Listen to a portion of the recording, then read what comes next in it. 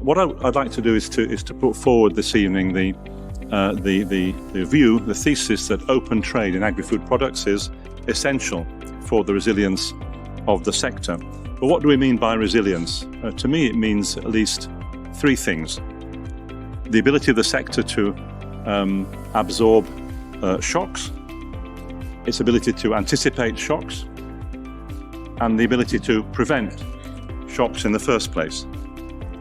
And let's face it, the agri-food sector has been very heavily stress tested in the last few years with the cumulative impact of what we call the three Cs, COVID, conflict, and climate change.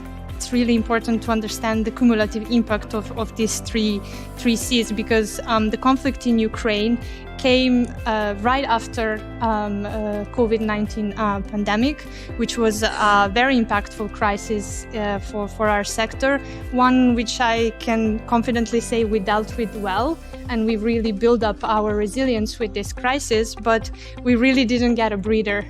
As we were just starting to see a bit the light, the conflict in Ukraine started, and we were again in full crisis mode all of a sudden. Of course, high energy prices, which impacted a lot the prices of inputs, have had a huge impact on the production cost, which has been, of course, taken up upstream as well, but it has been very impactful for the farmers.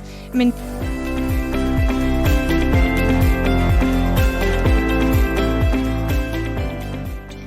we have learned that actually the EU's political economy, its institutions, and the market, the supply chain actually works quite well. We have taken some really serious hits, and there has been food on the table pretty much all over Europe. There has been even in the UK, where I spent 3 years before coming here, that had Brexit on top of that. Partly due to also that the EU supply chains were still working well at the time. So what you can see is that the trade system that covers, like, to the numbers that I have, like 25% of the world production, the GDP of the world, and is intertwined like that. If that works, there will still be food on the table, even if you have shocks like that. And that is why, from our perspective and from the Danish Dairy Board's perspective, that keeping trade open, keeping it running, and not weaponizing and politicizing these essential goods that people need is very important.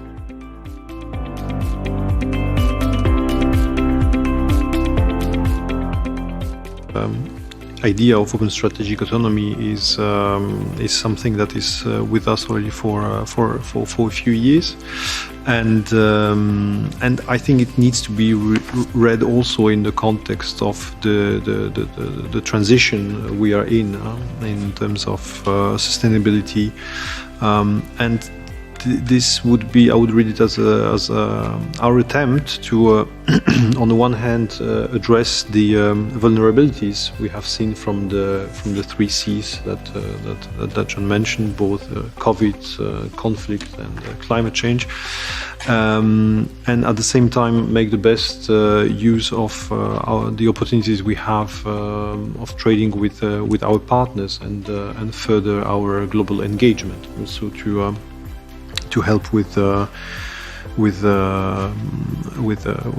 challenges that affect us all in terms of climate change, for instance. So this is not setting, in a way, regional, local supply chains against global ones, but it's trying to make them work together.